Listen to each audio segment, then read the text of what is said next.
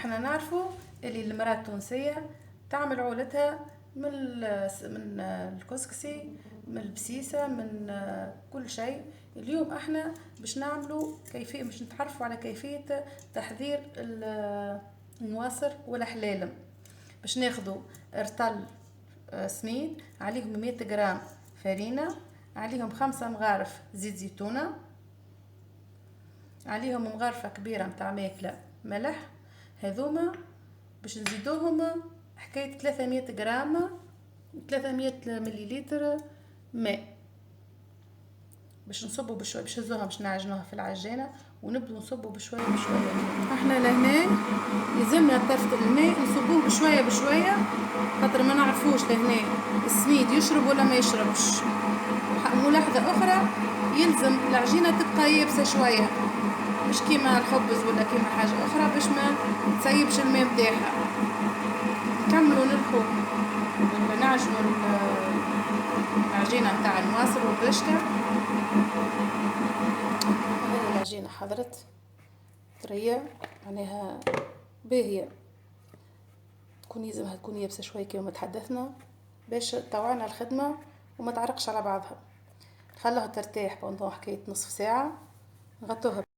العجينة حضرت معناها ارتاحت، ناخدو الفرينة نحطو بالباهي ومش نطرحوها بالقلقال. شوفوا كيفاش العجينة ما هيش سهلة، انما نحن نوسعوا بالنا معاها مليح مليح. نحاولوا نخلوها مربعة هكا.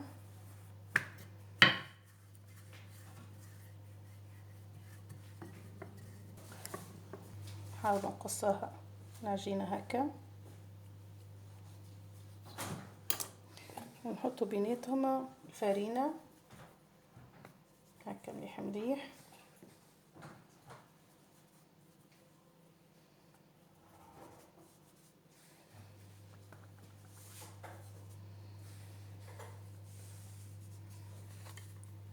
باش نهزوهم تويكا باش نمشوا للماكينة متاع الحلال متاعها. اذا هذه ماكينة متاع الرشتة، نحاول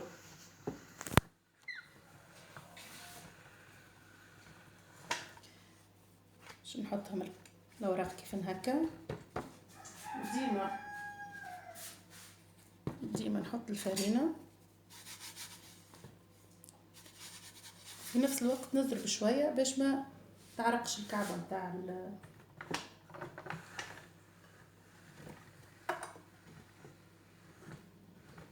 نجم نجبدها شوية هكا،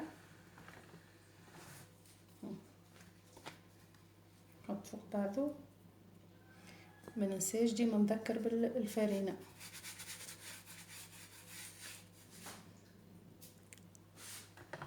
ونكمل حتىكش نكملهم الورقات الكل.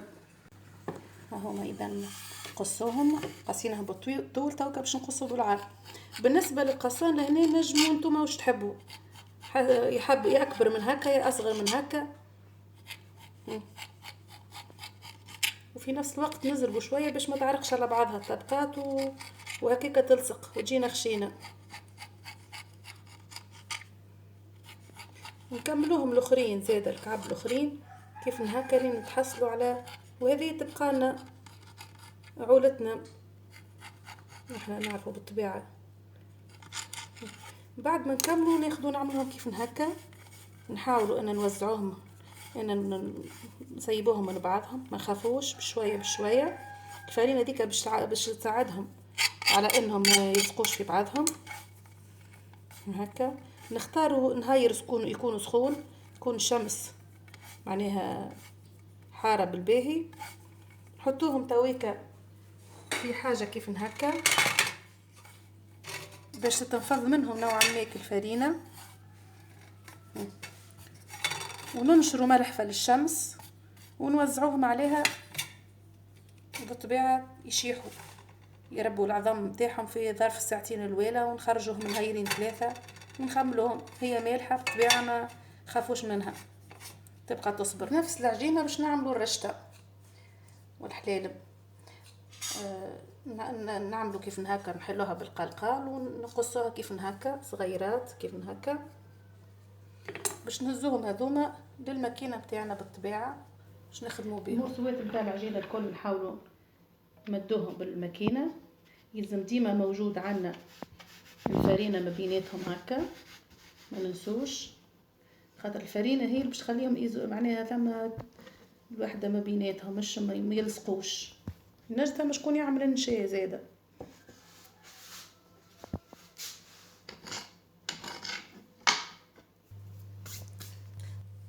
عاودنا ركبنا هذه الملحق متاعها، وباش نحطوا كل جزء نحطوا هكاكا في جرة بعضه اللي تهبط.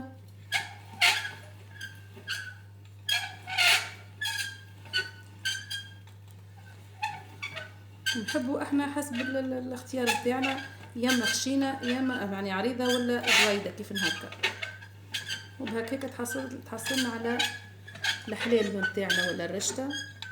نفس الشيء نحطوا نفرشوا ملح في الشمس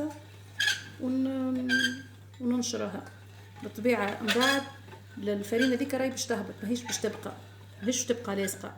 تنجو احنا باش ننفضوها الفرينه تبقى وحدها. ان شاء الله تكون عجبتكم الطريقه نتاع صنع نواصل الرشته. كملناها، ان شاء الله تكون عجبتكم طريقه الرشته والنواصل. وهذه جربوا النواصل حضرت شيحتها محلها مش كامله دوبا ما ربت العظم، باش نكمل نشيحها خاطر لازمها تشيح بالباهي. وهذه الرشته هيا كيف يلزمها ديما شمس، المهم ربت العظم هي هكا. ما نخملوهاش، نجمو نطيبوها هكا، ما نركبش نخملوها معناها نخلوها كيما نقولوا الشتاء ولا حاجه، لازم نشيحوها مليح مليح مليح ونحطوا فيها ساشيات فيهم الخزامه باش ما لا تربي عفه ولا تعمل حتى شيء، معناها تبقى مخزنه بالباهي. وتو نخليكم الرابط نتاع الفيديو نتاع الخزامه اللي عملته.